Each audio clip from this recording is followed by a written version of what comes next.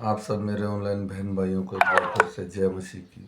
परमेश्वर के अनुग्रह दयार कृपा से उसने हमें जीवित रखा और सही सलामत रखा, इसके लिए उसका धन्यवाद करेंगे।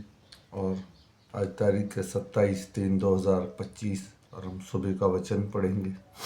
और मैं बेसिक बाइबल पढ़ता हूँ ताकि मेरे जितने भी भाई बहन इसे सुने, उन्हें बेसिक बाइबल परमेश्वर उसके द्वारा उनसे बात करे। और आज हम सुबह का वचन पढ़ेंगे। हम पढ़ेंगे लूका की पुस्तक में से 4 अध्याय का उसका 1 से लेकर 30 वचन। इसके पढ़े और सुने जाने पर प्रभु की आशीष हो।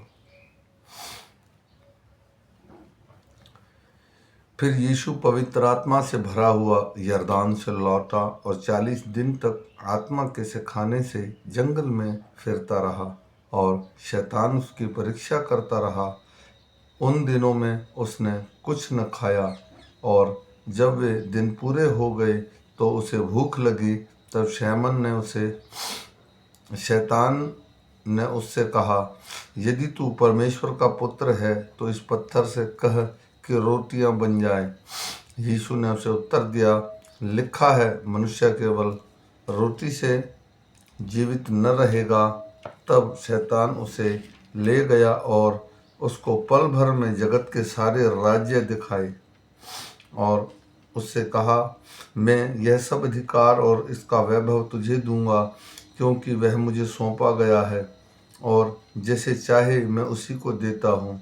इसलिए यदि तू मुझे प्रणाम करे तो यह सब तेरा हो जाएगा। यीशु ने उसे उत्तर दिया, लिखा है, तू प्रभु अपने परमेश्वर को प्रणाम कर और केवल उसी की उपासना कर। तब उसने उसे यरूशलेम में ले जाकर मंदिर के कुंगरे पर खड़ा किया और उससे कहा, यदि तू परमेश्वर का पुत्र है तो अपने आप को यहाँ से नीचे गिरा दे, क्योंकि लिखा है, वह तेरे विषय में अपने स्वर्गदूतों को आज्ञा देगा कि वे तेरी रक्षा करें और वे तुझे हाथों हाथ उठा लेंगे, ऐसा ना हो कि तेरे पाँव में पत्थर से ठेस लगे। यीशु ने उसको उत्तर दिया, यह भी कहा है, तू प्रभु अपने परमेश्वर की परीक्षा ना करना। जब शैतान सब परीक्षा कर चुका तब कुछ समय के लिए उसके पास से चला गया। फिर यीशु आत्मा की सामर्थ से भरा हुआ गलील में लौटा और उसकी चर्चा आसपास के सारे देश में फैल गई। वह उनके आराधनालयों में उपदेश करता रहा और सब उसकी बढ़ाई करते थे।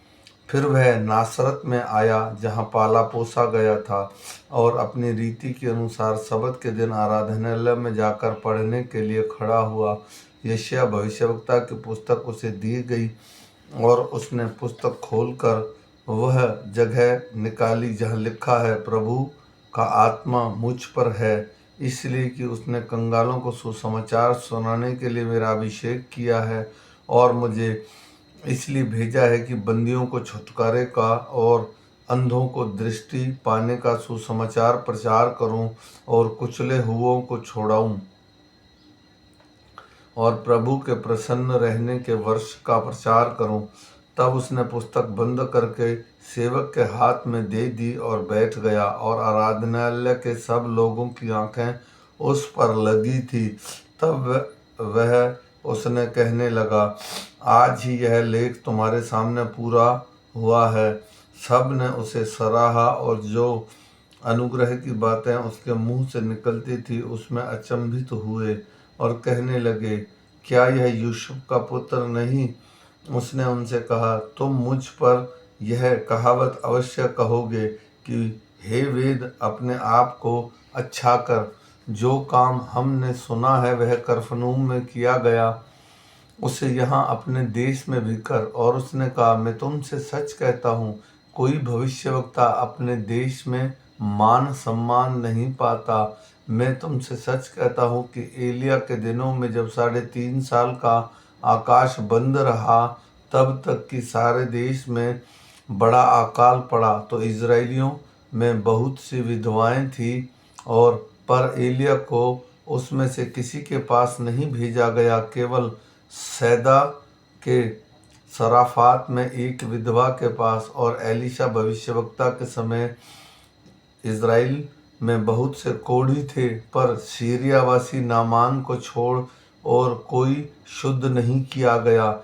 ये बातें सुनते ही जितने आराधनालय में थे सब क्रोध से भर गए और उठकर उसे नगर से बाहर निकाला और जिस पहाड़ पर उसका नगर बसा हुआ था उसकी चोटी पर ले चले कि वहां से उसे नीचे गिरा दें, परंतु वह उनके बीच में से निकल कर चला गया। आमीन। मेरे भाई और बहनों, आज सुबह का वचन इसमें बताया गया प्रभु यीशु की परीक्षा की शैतान ने और उसने आराधनालय में वचन सुनाया और उसके विषय में जो यशायाह की पुस्तक में भविष्यवाणी थी वो पूरी हो।